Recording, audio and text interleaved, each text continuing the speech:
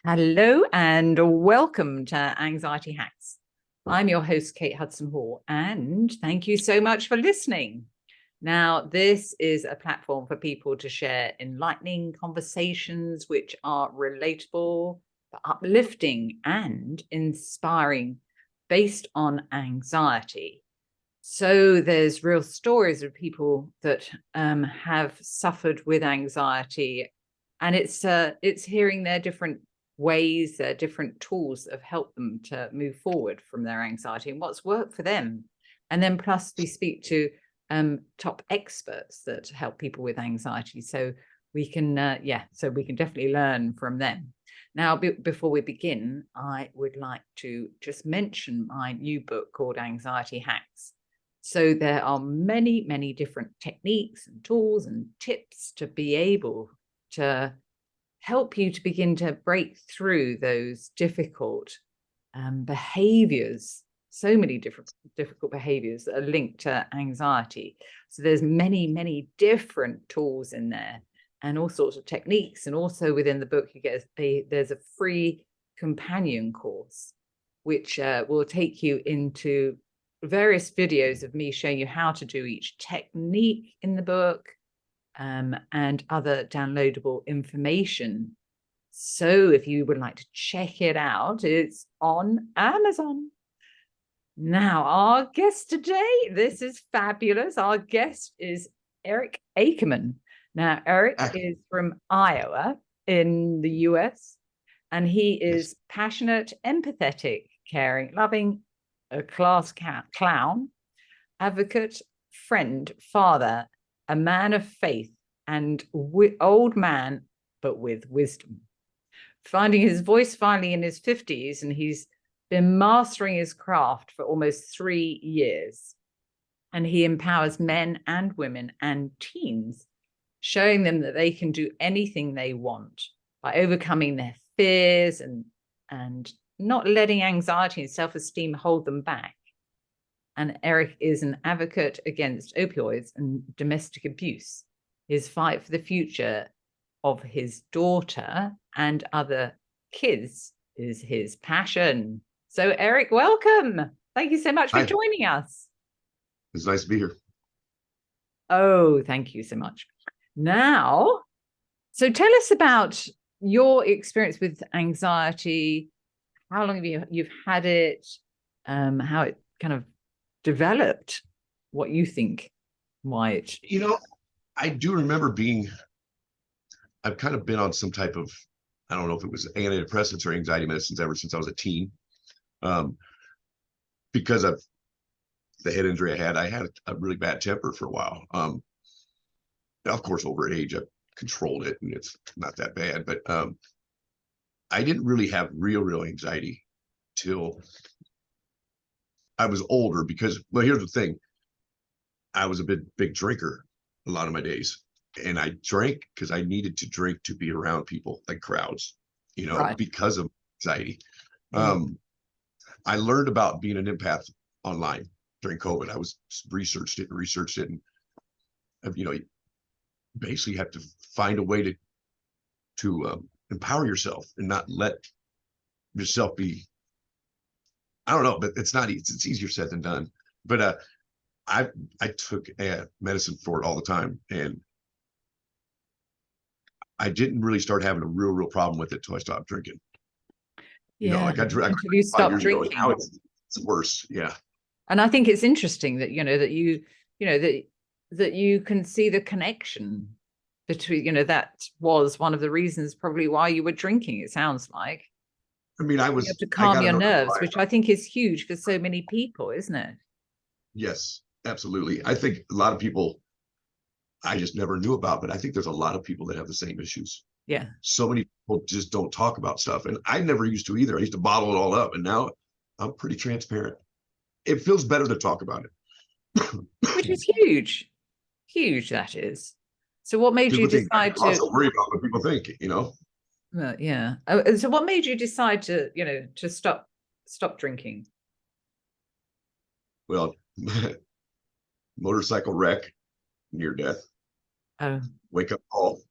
I literally wished I would have died. that's how devastating it was, because I lost everything. Lost my job, 20 years. I lost my insurance. I lost everything. But I was more concerned about losing my daughter.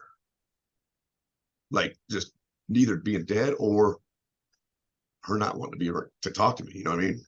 That's what my pride and joy is. That's all. That's my heart, man.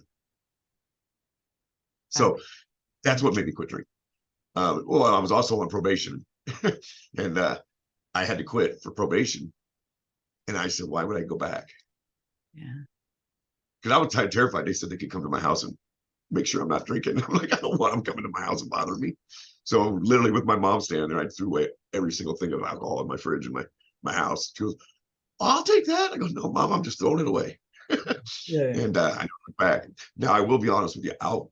I've had a beer maybe on a few different occasions, but just not even the full beer sometimes. Like if I'm at a wedding or if I'm at I still don't mind the taste of it, but I can't remember. It's been 5 years since I've had a buzz. Wow.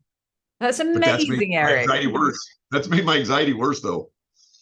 Well, yeah, well, absolutely, because you hadn't got that crutch. Right. I mean, I would walk into a bar usually when I was with my friends, and I would do 2 shots right off the bat to calm me down, you know. Mm. But when I lost my job, I lost my health insurance. I couldn't afford my anxiety pills anymore. I literally had to just quit cold turkey. I couldn't afford them.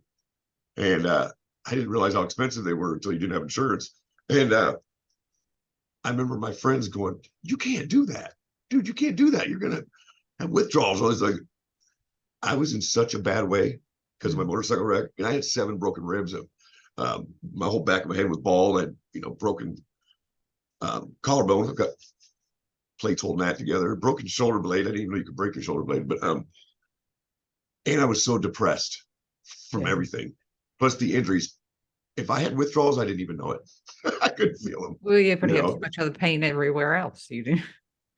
Right. So I never went back. And I got to be honest with you, about 3 months after that, though, and I don't want to discourage anybody from this, but it could have been from the antidepressants. I'm happier than I've ever been, although I've got the anxiety. But I'm not depressed ever. Like I've had troubles with work because of COVID and all that, but all that, I've still managed. I have my days, but I've managed to keep very positive and very happy. And I don't remember feeling like this, like most of the, like I was numb. If you want to know the truth, like there's natural remedies now. I know there is. I mean, I just haven't looked them all up, but there's ways to keep your anxiety kind of under control with natural stuff too. Yeah. But that's so interesting, isn't it? So you gave up the alcohol and now, later in life, you can actually feel. Absolutely. I mean, I'm not even afraid to do it. My son's so funny. He's my stepson. I raised him. He's 31 now, I think. He was in Afghanistan and all that. He was in the military, but he's retired medically now. He's got PTSD real bad. But this kid's intelligent. I have to give him credit because I hate doing that sometimes, but he's very intelligent. But he calls me Pops, and he's like, I was like, man, I've cried more in the last 2 years than I've cried my whole life. And he goes, and I think I was telling him a story. He goes, Pops, you're purging. You're purging, man. You've been stuffing shit away your whole life because that's what men do. We're not supposed to talk about our feelings. You've been stuffing it away and stuffing it away. He goes, you're letting it out, man. Yeah. And I go, you think so? Like out here, I'm asking advice from my son. It's just funny though, because I respect the kid. He went to Afghanistan, and I'll never be able to say I did. And I respect I'm a military supporter big time. I love my troops, I love what they've done for us. So, like I'm very proud of him. He thinks he's a know-it-all sometimes, but he does. He is very intelligent. So I listen to him a lot of times. You know what I mean? If somebody makes sense, I'm going to listen to him. Absolutely. But it's so interesting that is what you're doing. That's what you're going through. For so long you have been, like you say, stuffing down these feelings with alcohol, and detaching yourself from them. And other drugs too. Eventually they've got to come out. Eventually they've got to come out somehow. And with you reaching out for alcohol, that was your way of dealing with it, with all those difficult experiences and anxiety and everything else. and now you're no longer drinking, so they've got to come out. So it's amazing that you've learned to be able to release them the way you have and talk about them and have those feelings and cry if you need to, or whatever it is. Fantastic. I'd say right now, any man, they would be amazed at a good cry, man, how good it feels. Don't make you less of a man. Don't make you less of a man. I'm very masculine, but I can get within my sensitive side too. You know, a woman told me one time, she goes, there's nothing sexier than a man that's got his hard side and a soft side. I said, well, guess that's me. I'm just not afraid to talk about my soft side. I mean, you know, if you're strong enough in your masculinity, you should have no problem talking about sensitive stuff, or Yeah. you know what I mean? Just open about it. Yeah. Yeah. I'll show you, man, if you don't believe I'm a man. No, just kidding. So how do you so you stop the medication for the anxiety, stop drinking, and so how have you learnt to be able to cope with your anxiety? What's helped you, Eric? Isolate. I mean, honestly, I've gotten better about people, but in small doses. Like, I'm not going to any large concert. It's not going to happen. Yeah. I can be around 20 people at the most, maybe, but I just can't do large crowds. One of the things I learned too is that this Christine Perez, I think is her name, who I kind of learned a lot of stuff from. She said, with being an empath, we always find our safe zone. Like when we have to go to a wedding or we have to go somewhere. And mine, unfortunately, I still smoke on occasion. I look for where I can go smoke outside. That's where I can go get a breather, kind of get away from everybody and just kind of, you know, because they say we soak up everybody's energy. We don't even know if it's good or bad energy, but we're getting everybody's energy. We need to kind of re-energize ourselves because it wears us out, you know? So that's kind of what they call finding your safe zone. And a lot of times I stay home. I don't drink, so I don't really have anywhere to go. That's what everybody does. You know, like, I'd love to go watch a band. I can usually sometimes handle that, like at a bar, just not a large concert. But since COVID, it's like there's nothing going on anymore. It's less stuff going on than there used to be. Yeah. Yeah. People just aren't going out. I think people got okay with being home. Yeah. I think people realize they can be fine at home. You know, my friends, I have 2 friends with restaurants. They close at like 9 o'clock at night. They used to be open to almost 11, or it'd be midnight sometimes because people would stick around and drink. And I went there one night at 9 o'clock to get some food. And he's like, we closed, but I go, what? It's Friday night. Oh, what are you closing at 9 o'clock for? Dude, we're dead, man. We've been dead since 8 o'clock. I go, so people are going out earlier and coming home earlier. But I just think families have realized we can actually enjoy each other. We'll stay home. Yeah. You know, Yeah. but because it's just not as happening. Now, people that drink probably would say they don't agree. But when you don't drink, you don't go do those things. Yeah. Absolutely. When you're old, you find old people things to do. Absolutely. Like sleeping. Let's play some Jim Rummy. Jim Rummy. Oh, absolutely. I remember my parents playing that. So you've identified the fact that one of the reasons why you were drinking was to be able to cope with being in large groups of large people. Right. And I think it started off, of course, like most people, to fit in when I was a kid. And then, you know, as I got older, I think we have different reasons. But for me, at the end, I was going through a divorce, and that's what caused me to have this final ending. And I don't know how many people in their faith they are, but my best friend told me, he said, God thumped you off that fucking bike that night, right? We'll wake you up. He didn't like the path you were going on. He needed to wake you up and get you on the right path. And I'm like, why would he hurt me? He goes, sometimes he's got to hurt you to wake you up. And I believe it now. Like, literally, a lot I've lost to my friends. And I don't know if everybody knows Steve Harvey. Steve Harvey's I love him. And he was saying one day, over our lifetime, we're going to lose friends, we're going to lose family, we're going to lose people till we gain different people until we find our tribe. And it makes so much sense because I've made more friends, and it seems like they're people that are beneficiary to me. I mean, like, they're people of faith, every one of them. It's weird. And some stronger than others. And then there's, you know, just And a lot of them are empaths, which is weird because we've had the discussion. It's like, it's really kind of cool. Like I find that I'm not engaged in a lot of the same things that my friends were anyway. Like conversation's kind of boring and not that I don't love them. We're just on different, I think we're in different realities myself. I could go into that right now too, but I won't. But I just think people are lost touch because people are switching from one reality to a new reality. And I think we're switching dimensions. I think we're people are, what would you call it, ascending of some sort, right? So, and that's a whole nother story again. But what I'm saying is I don't find conversations as interesting as I used to with some of these people. Yeah. And I'm not saying it's because I'm smarter or any better. It's just a fact, Yeah. Well, because I think, your interests, your focus have changed, haven't they, Absolutely. over the A lot of things you're drunk talking about, and I'm not drunk, and they are. And I don't want to be around them because it's kind of almost like annoying. I can't be around drunk people anymore. Yeah. Yeah. I don't watch TV anymore, and I used to watch so much TV. I don't know. I've just changed. I'm a different person. Yeah, because you've got different interests now. It's not a bad person, just different. Yeah. Yeah. So, so going back to your anxiety, so you haven't gone back on the medication. So you're. No. I want to do something though. I've got an appointment with a psychologist. Now I don't have it set. My doctor's setting an appointment for me. I've been wanting to do this for several years. Well, I lost my job. I haven't had insurance for 2 years. I've got Medicare for temporary for right now.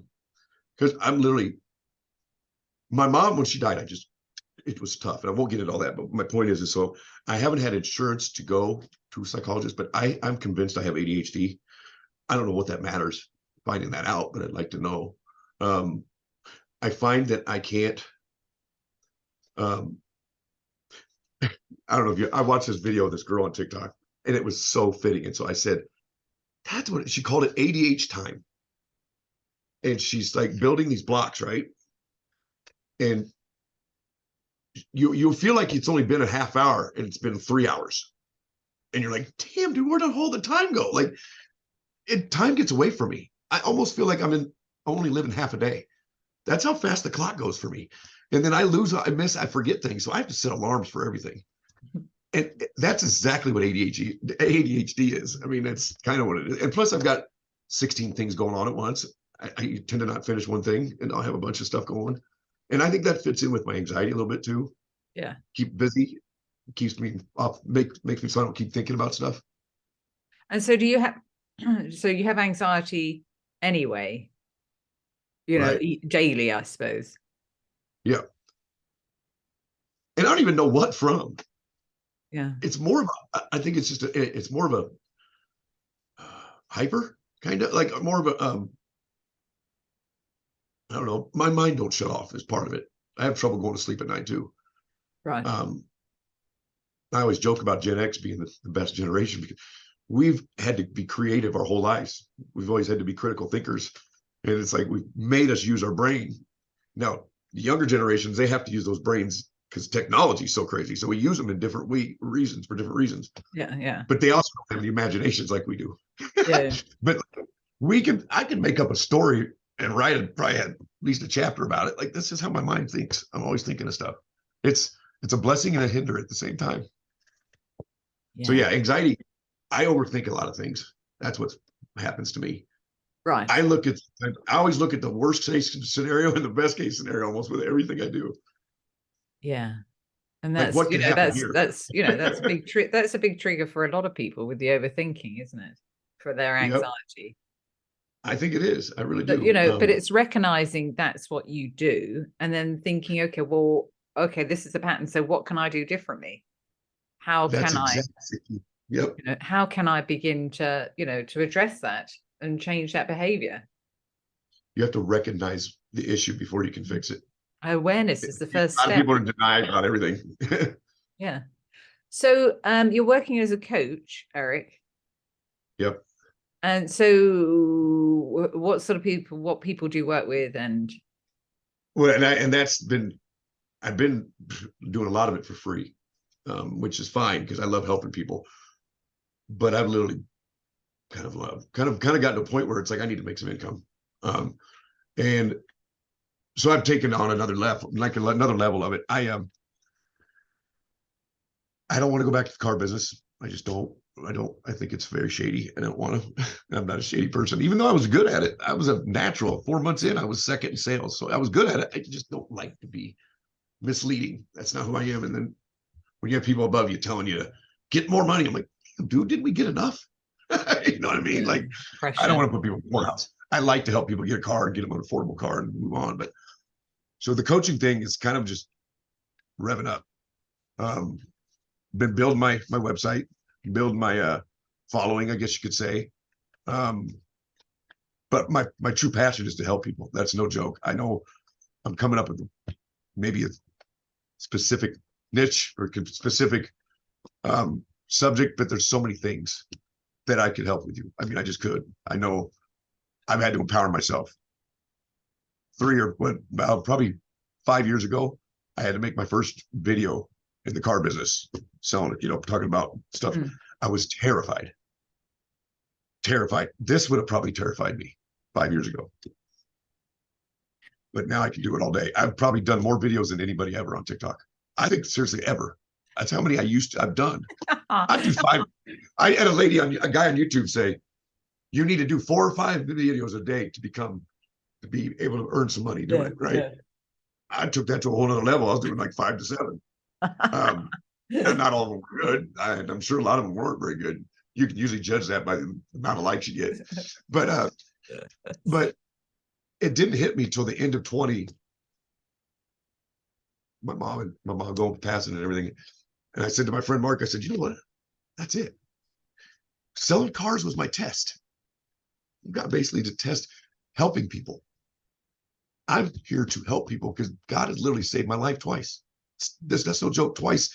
I should be gone. I remember the second time I looked up and I go, why am I here? Why are you still here? Why are you torturing me?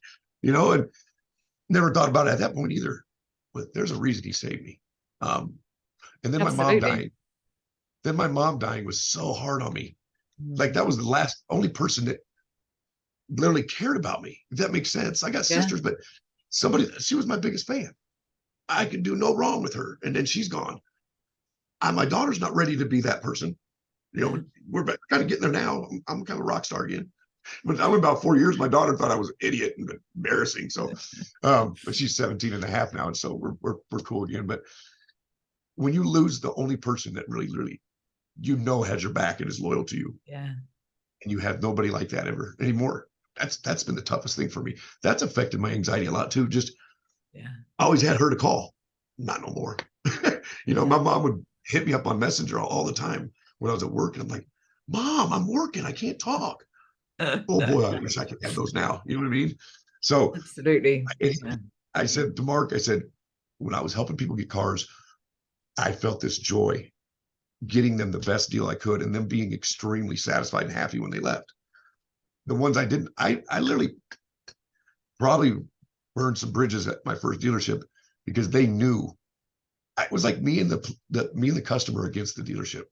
And that's not how it's supposed to be, and I felt like I knew they were trying to charge them too much and I couldn't do it in my heart. It was like, a lot of times on test drives, I would go, just follow my lead and we're going to get you a good deal. Just trust me. And that was not good. That's not what car salesmen are supposed to do. But I really am just too honest. I don't like to mislead people or lie to people. You know what I mean? It'll eat at me if I do. So that was my test from God, I think. That's the way I look at it. Yeah. And when I was at dealership, I helped so many younger salesmen. They would come up and pick my brain all the time about stuff. And I would be like, you're asking me? Like one guy said, can I ask a dad question from somebody that's not my dad? I said, I thought we was friends. What do you mean dad thing or whatever? So I go, yeah, absolutely. Shoot. And he was telling me about his girlfriend being mad at him, all this other stuff. And all I said to him, I said, what's causing her to be pissed off? He said, well, she doesn't like when I go out and drink. And I go, then quit fucking doing it, is what I said to him. I said, take her with you. He said, it's brain damage to keep doing the same thing over and over that's pissing her off and then not know why she's pissed off. Yeah. I was like, that's something I wouldn't have understood when 20 years ago. I'd have been like, wonder why she's pissed at me.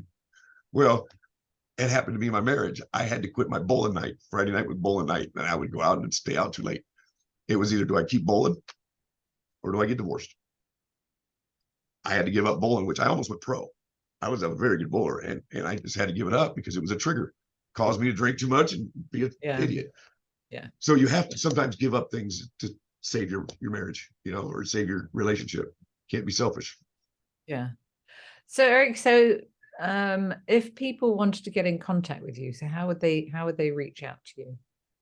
Well, my website's www.cuz, it's ITS easy, EAZY.com. Cuz it's easy. They call me Coach Easy, or I call myself Coach Easy, but now people are calling me Coach. Or you can get to me literally on warning, buyer beware. I have several accounts on Facebook. I have one of them dedicated to this. I have one dedicated to patriots of America, basically, standing up for our freedom and our rights, Mhm. And that triggers some people, not as much now, but a lot of people didn't like that page. So that's why I had to make a separate one. But same thing with TikTok. I've got 3 accounts on TikTok because they always try to ban somebody. So I always have a backup. And then I got 3 of them on Instagram. And I should have wrote them all down, but no, I've got you'd find some of them. I just type Coach Yeah. Easy. So right. So okay. So Coach Easy. Search Coach Easy. Yeah. So yeah, we'll have the links below anyway. So Okay. people can find Cool. you. Gotcha. Okay. Well, thank you so much for joining us, Eric. Hey, it's been a pleasure. I hope I didn't overrun the show a little bit talking so much. I can get on a rant. It's good to hear, how far you have come, which is amazing. It really is, and it's just it's something that you have to do. I think anybody that could spend not just a little bit of time, a long time alone, and just learn about themselves and figure out themselves, that builds your own confidence. And you have to love yourself before you can be loving inside society. Yeah, absolutely. If you don't love yourself, you can't love anybody else. Yeah. The old cliche, they say. Yeah. Well, thank you so much for joining us. No, I appreciate it. I really had a good time. Thanks. Thank you. And thank you to everybody for listening. And make sure before you go to subscribe to the podcast on Apple iTunes so you never miss an episode. And if you get a chance, leave us a review on wherever you listen, on Apple Podcast or wherever. That would be fantastic. So thank you so much for listening, and I look forward to speaking to you in the next episode.